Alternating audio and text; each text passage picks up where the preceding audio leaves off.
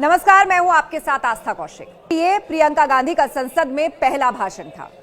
प्रियंका बोली और जमकर बोली, और खास बात यह रही कि अपने भाषण में प्रियंका ने यूपी की कई घटनाओं का जिक्र किया।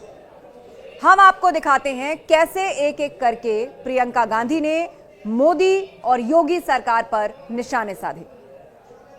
संभल के कुछ लोग आए थे हमसे मिलने, जो मृतकों के परिवार के सदस्य थे। उसमें 2 बच्चे थे, अदनान और उजैर। आप सुनिए। उसमें 2 बच्चे थे, अदनान और उजैर।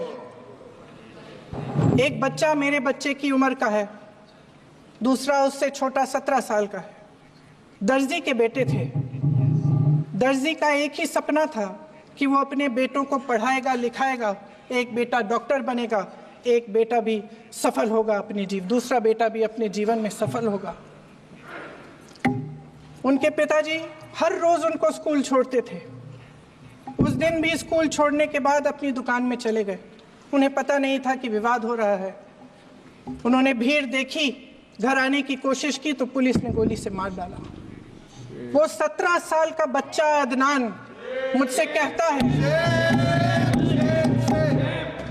वो 17 साल का बच्चा अदनान मुझसे कहता है कि मैं बड़ा होकर डॉक्टर बन के दिखाऊंगा, मैं अपने पिता का सपना साकार करूंगा। ये सपना, ये आशा उसके दिल में हमारे संविधान ने डाली। आगरा में मैं अरुण वाल्मीकि के घर गई। अरुण वाल्मीकि पुलिस स्टेशन में काम करता था, सफाई का काम करता था। आप सोच सकते हैं हमारी तरह उसका भी परिवार था।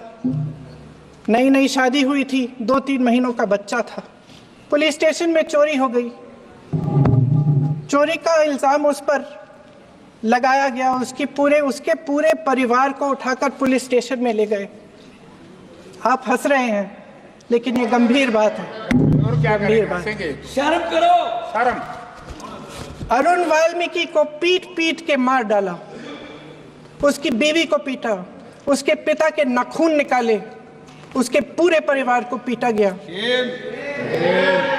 जब मैं उस जवान महिला से मिलने गई जो अभी अभी विधवा हुई थी, तो उसने मुझे कहा कि दीदी, हमें सिर्फ एक चीज चाहिए, हमें न्याय चाहिए, और हम इस न्याय के लिए लड़ते रहेंगे चाहे कुछ भी हो जाए।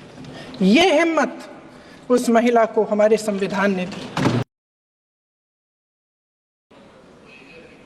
उन्नाव में मैं एक रेप पीड़िता के घर गई। उसे जलाकर मार डाला था। वो शायद 20-21 साल की होगी।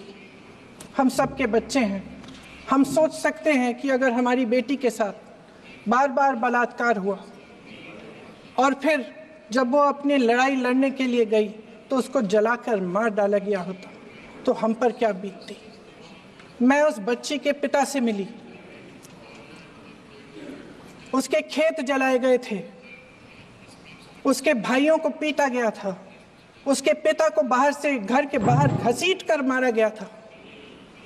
उस पिता ने मुझे बताया कि बेटी, मुझे न्याय चाहिए। मेरी बेटी अपने एफआईआर को दर्ज करने के लिए जब जिले में गई तो उसको मना किया गया। अगले जिले में जाना पड़ा उसे। वो रोज सुबह 6 बजे उठकर तैयार होकर अकेली अपने मुकदमे को लड़ने के लिए अगले जिले में ट्रेन से जाती थी। उसके पिता ने मुझे कहा कि मैंने उससे कहा, बेटी अकेले मत जाओ, छोड़ दो ये लड़ाई। लेकिन उसकी बेटी ने उसको जवाब दिया कि नहीं पिताजी, मैं अकेली जाऊंगी, मैं लड़ूंगी, ये मेरी लड़ाई है, मैं इसको लड़ूंगी।